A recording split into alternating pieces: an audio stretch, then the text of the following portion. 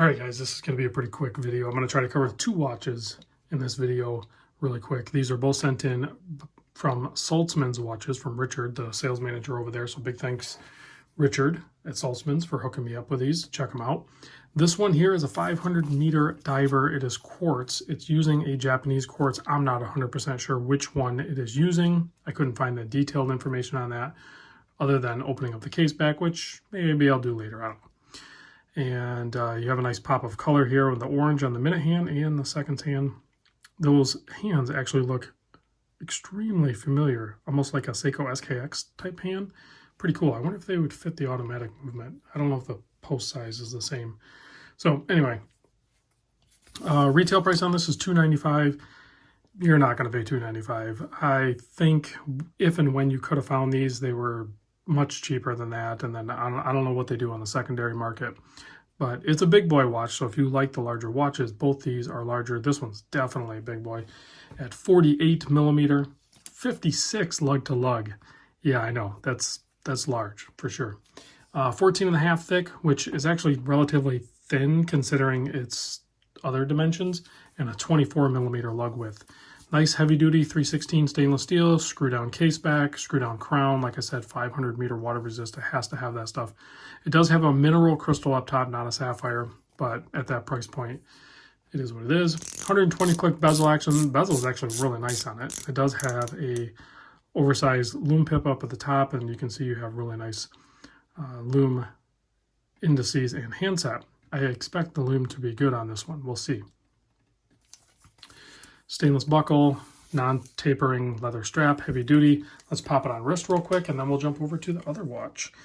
I know you guys are really curious to see what a 48 by 56 watch looks like on my 7 1/4 inch wrist, and there it is.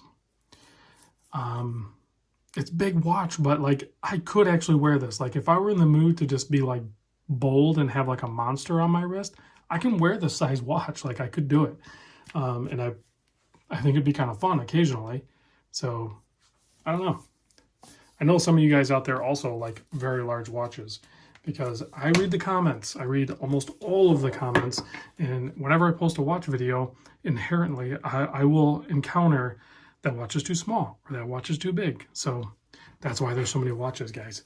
All right, this one here is called the 6100 series. I'm not 100% sure if it's just a 6102.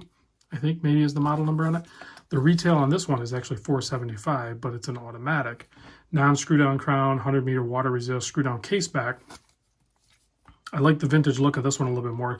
Still has the mineral crystal on it. This is using a non-hacking Miyota 8217 movement in it. So it has the date and a 3-hand operation, and then it has a 24-hour register off to the 9 o'clock position there.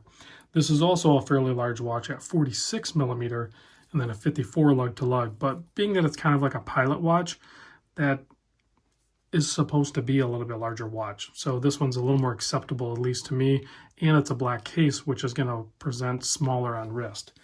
12.6 millimeter thick and 24 millimeter lug width on this one. I like the strap a little bit more on this one. I don't know why. It just feels more pliable and flexible and everything. Massive crown on that. You know, I did not measure that crown. Let's get a measurement on the crown, because it's almost 11 millimeter. That is awesome. So super easy to grip. It has a really nice wind action to it.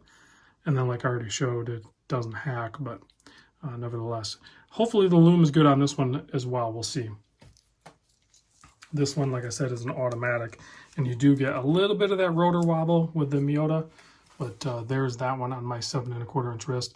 Like I said, it's still a very large watch, but it definitely feels and just looks a little bit smaller on wrist than the dive watch. Dive watches tend to look a little bit bigger on wrist. Well, I shouldn't say that though, because you have more dial here. So sometimes these pilot watches will look huge on wrist as well, just because of the sheer dial size, as you can see there. But I think with the black case, it just kind of shrinks it a little bit, in my opinion. So let's kill the lights and see what kind of lume we have on both these. You know what? Both of them have really good lume. That is killer. I love that they loomed all of that up, all the airbags. So excellent lume on both of them. So if you like big watches and you cannot lie, let me know in the comments. I'll see you on the next vid.